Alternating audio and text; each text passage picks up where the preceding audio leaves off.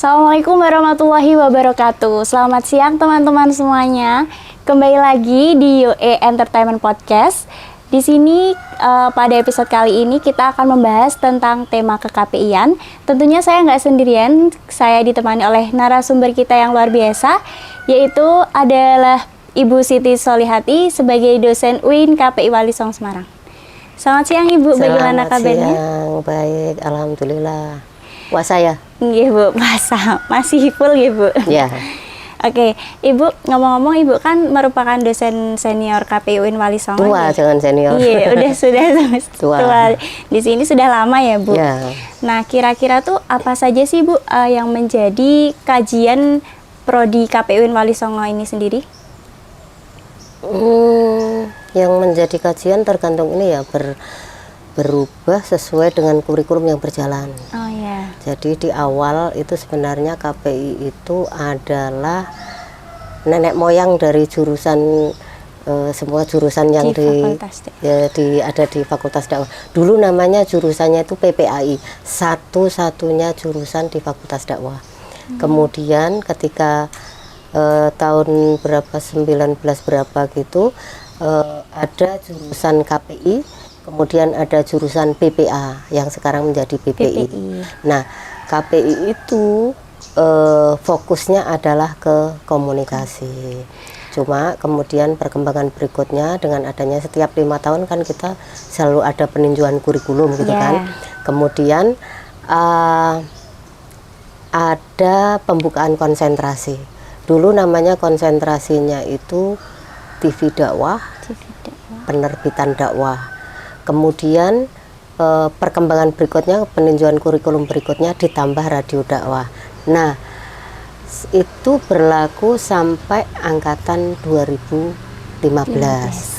Ketika tahun 2020, sekarang konsentrasinya banting setir. Gitu.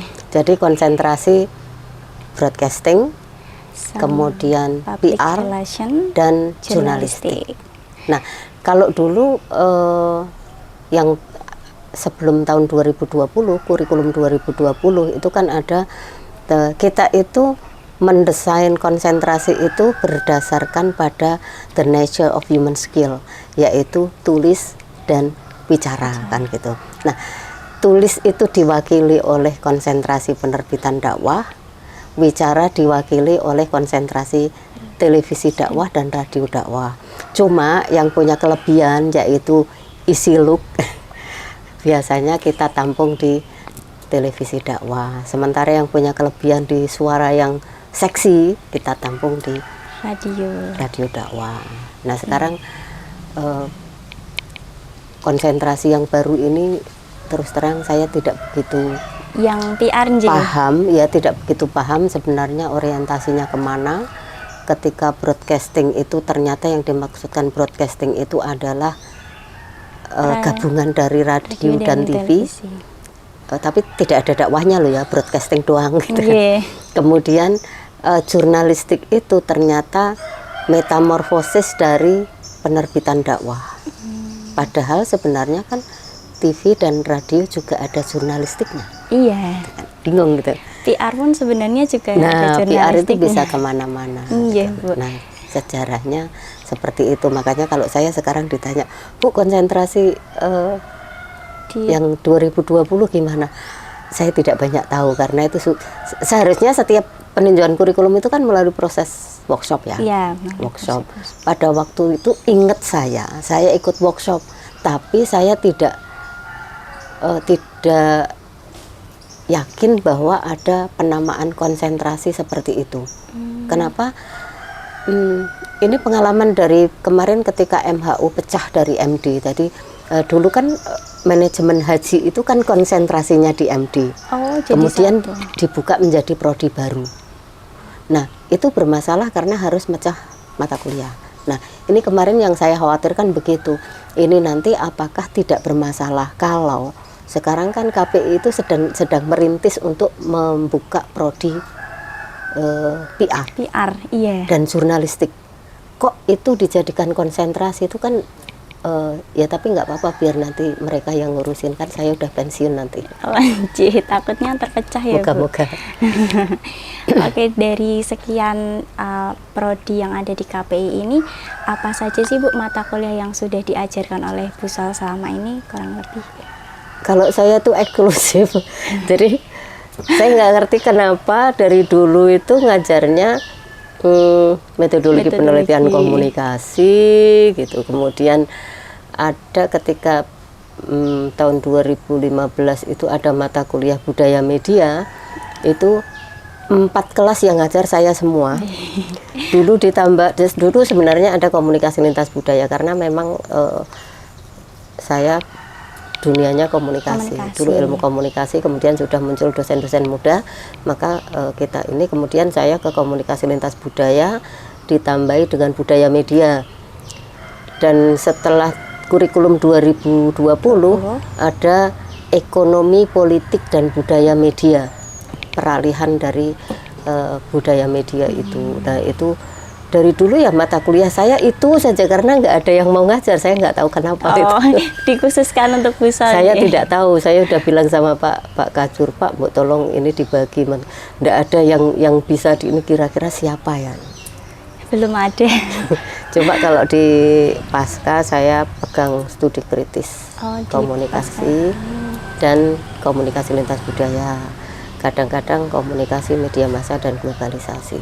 Pokoknya tidak jauh-jauh dari komunikasi. Oke Bu, saya kan juga mengamati profilnya Bu Sol di Wali Siadik. Keren toh? Iya. Galak. Keren. Iya, nggak ada yang menyangkal kalau saya galak. Di situ juga tertera itu Bu Sol itu seorang reviewer jurnal ya? Ya, jurnalnya sendiri. Jurnalnya sendiri. Iya. Kira-kira nih Bu, jika ada mahasiswa KPI ingin menerbitkan sesuatu jurnal agar bisa dimuat misalnya di jurnal Sinta atau jurnal internasional, itu tuh kira-kira syaratnya itu seperti apa Bu? Kalau jurnal itu kan tentatif ya, tergantung kebijakan masing-masing jurnal. Yang jelas ada standar penulisan, mereka biasanya bikin template.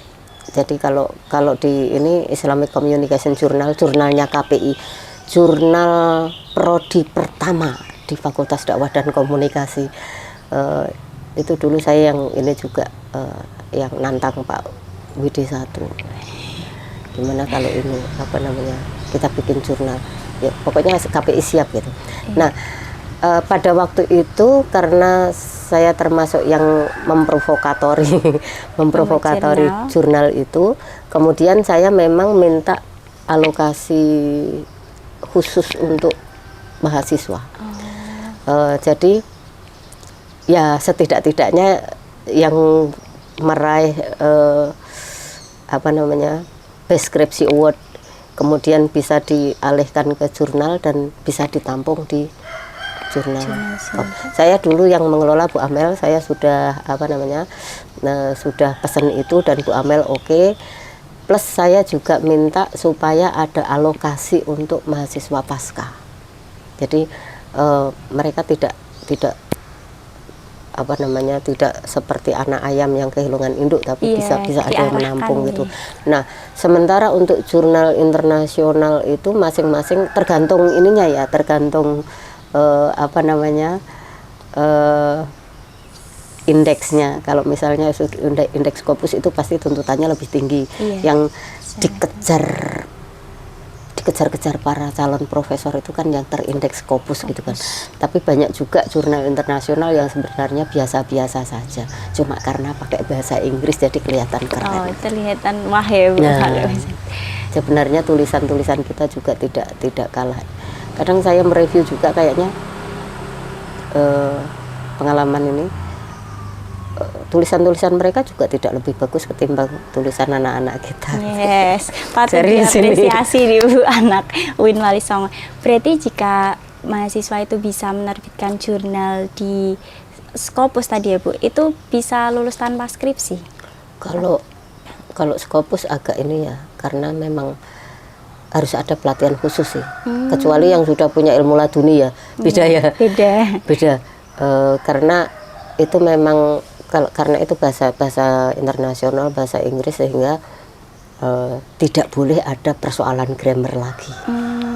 Tidak boleh ada persoalan grammar, tidak boleh ada persoalan ekspresi yang Javangelis gitu kan, bahasa Inggris rasa Jawa gitu kan, Javangelis gitu, Java Inggris. Nah ini yang sering saya review tuh begitu. Jadi ketika saya nge-review ada beberapa yang pakai bahasa Inggris juga kan, itu ternyata saya harus perang dulu dengan grammarnya gitu. Saya harus perang dengan grammarnya, saya harus perang dengan apa namanya tata tulisnya, jadi ekspresinya, jadi DMMD-nya itu. Sehingga kadang-kadang saya, ini mbok saya dikasih yang bahasa Indonesia saja, atau mereka udahlah kita nggak usah nerbitkan yang berbahasa Inggris, bahasa Indonesia saja daripada reviewer pusing sama. Iya. Jadi karena yang namanya konten itu kan tergantung ekspresi. Kalau dalam bahasa Inggris konten tidak akan kelihatan kalau tata bahasanya nggak bener kan gitu. Jadi itu satu persoalan tersendiri. Makanya kalau mau tembus jurnal internasional ya memang harus tidak boleh ada error di grammar, tidak boleh ada error di expression. Karena yang menulis, yang membaca itu peduli amat kamu dari mana. Pokoknya yang saya baca bahasa Inggris harusnya ya strukturnya bahasa Inggris. Gitu. Karena banyak sekali yang misalnya gini. Yang kesalahan-kesalahan yang sudah kita anggap sebagai hal yang benar. Morning coffee. Morning coffee enggak. Morning coffee. Kurang tepat sih. Jadi sebenarnya yang benar yang mana gitu. Kalau memang tidak yakin sudahlah pakai istirahat atau apa atau coffee break atau apa. Enggak usahlah pakai yang seperti itu tuh. Tapi hampir semua ini sudah jadi budaya, iya. Jadi kesalahan-kesalahan yang dimaafkan itu akhirnya menjadi kebenaran gitu loh. Kesalahan berulang-ulang terus akhirnya jadi kebenaran. Sampai turun temurun jadinya. Gitu. Oke Bu, kembali lagi tadi kan Bu Sol menjelaskan mengajar mata kuliah metodologi penelitian komunikasi nggih. Nah, ini apa sih Bu tips dan trik untuk mahasiswa khususnya KPI UIN Wali Songo ini biar mereka tuh mengerjakan skripsinya tuh lancar? Ini saya boleh curhat nggak? Boleh Bu, sangat boleh. Ya, kadang-kadang saya tuh ngajar metodologi penelitian komunikasi itu kayak putus asa gitu. Putus asa. Karena mahasiswa itu benar-benar hopeless gitu ya. Jadi ketika saya ngajarnya sudah semangat banget, ini loh triknya membuat judul dengan baik, ini caranya membuat proposal dengan baik, itu ininya gini-gini, rumusan masalah itu begini, latar belakang masalah begini, definisi konseptual begini. Ketika mereka mengajukan judul, ternyata judulnya ngepek skripsi orang lain, copy paste. Iya, jadi kadang-kadang makanya kalau bimbingan dengan, makanya banyak yang bilang saya killer. Hampir semua mahasiswa bilang saya killer itu karena itu judulnya tak bolak-balik dulu. Kalau dia hasil judul itu hasil membuat sendiri, seperti saya ajarkan, ini loh mind mapping, membuat judul itu dengan cara seperti ini. Insya Allah mereka dibolak-balik, pertanyaan dibolak-balik tetap oke, tetap. Tapi begitu ditanya, ini sebenarnya kamu punya, kok tidak bisa jelas, saya, kok kamu bisa punya ide bikin judul seperti itu dari skripsi-skripsi yang lama, ketahuan kan? Copy paste. Iya, jadi sebenarnya yang namanya nulis itu ya, karena penelitian itu menggabungkan 3 skill. Skill meneliti, skill mengolah data, dan skill menulis. Nah, yang kehilangan kehilangan ruh teman-teman itu adalah skill menulis. Kenapa skill menulisnya tidak bagus? Karena mereka tidak latihan menulis. Kenapa mereka susah menulis? Karena mereka malas membaca. Bagaimana kita akan bisa menulis kalau mereka membaca saja malas? Gitu loh. Jadi modalnya itu membaca. Membacanya. Iya, makanya di Gusti Allah tuh bilang loh, ikro gitu loh. Baca semuanya baca. Sampai saya itu pernah ini, kemudian ketelitian kepedulian kita terhadap perubahan yang ada ini. Penelitian itu sebenarnya nggak susah. Penelitian itu sekedar mengamati secara sistematis, kemudian menyusunnya secara metodologis. Kalau mengamati kita aja nggak peduli dengan lingkungan, gimana mau sistematis? Saya pernah taruhan sama anak-anak itu kemarin waktu ngajar tuh, kalian naik ke lantai 2 itu berapa kali? Sering Bu, dalam seminggu berapa kali? Nggak bisa dihitung. Sekarang pertanyaan saya, ingat nggak kalian berapa jumlah tangga yang kalian lewati? Nggak ada yang bisa jawab. Gimana coba? Itu harus mengamati sungguh-sungguh. Iya, itu harus mengamati. Jadi ada skill menulis, ada skill meneliti. Nah, ya itu modalnya cuma itu. Dan jangan instan lah. Jangan instan. Indomie aja instan juga butuh dimasak. Iya, gitu. butuh dimasak. Apalagi skripsi gitu. Itu yang teman-teman itu kadang-kadang ya kadang-kadang saya paham sih ini mereka itu kan dioyak-oyak calon mertua ya gitu kan, dioyak-oyak pacarnya, dioyak-oyak calon mertua supaya cepat wisuda dan sebagainya, saya paham. Tapi itu yang namanya skripsi itu kan harus untuk membuka pintu gerbang ya. Kalau kuncinya itu sudah salah, kedepannya masih akan yang dimasuki juga salah. Iya. Bener sih Bu, ini buat kita ya yang sekarang lagi mahasiswa semester 6 tuh jangan malas-malas membaca. Berlatih menulis juga ya Bu. Menulis.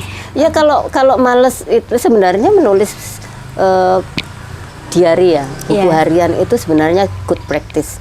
Kalau kita mau coba, bukan lebay ya, jadi cowok-cowok juga enggak masalah bikin buku harian, kemudian menulis apa saja yang dipikirkan, apa saja yang diinginkan, apa yang dilihat, tulis saja. Itu membiasakan menulis. Kemudian menimbulkan hobi membaca. Itu enggak perlu baca yang berat-berat dulu, kalau baca yang berat-berat langsung pingsan. Iya. Gitu. Baca yang ringan-ringan, cerita pendek, novel, koran, meningkat ke yang agak berat-berat. Kalau pertama langsung baca berat pasti ngantuan. Iya, gitu. Udah males duluan. Iya, saya itu koleksi novel di rumah banyak. Gitu. Karena kalau lagi ini baca novel. Jangan dikira bacaannya buku ini semua. Enggak. Oh ya Bu, terkait sama konsentrasi sekarang kan yang terpecah tadi jadi PR, jurnalistik sama broadcasting itu keterkaitannya sama pembuatan skripsi sekarang itu ngaruh nggak sih Bu? Kalau dulu kan kayak dakwah gitu. Bingung saya karena ini problem saya waktu ngajar metodologi penelitian komunikasi di tahun 2023 ya. Iya. Kemarin, semester kemarin.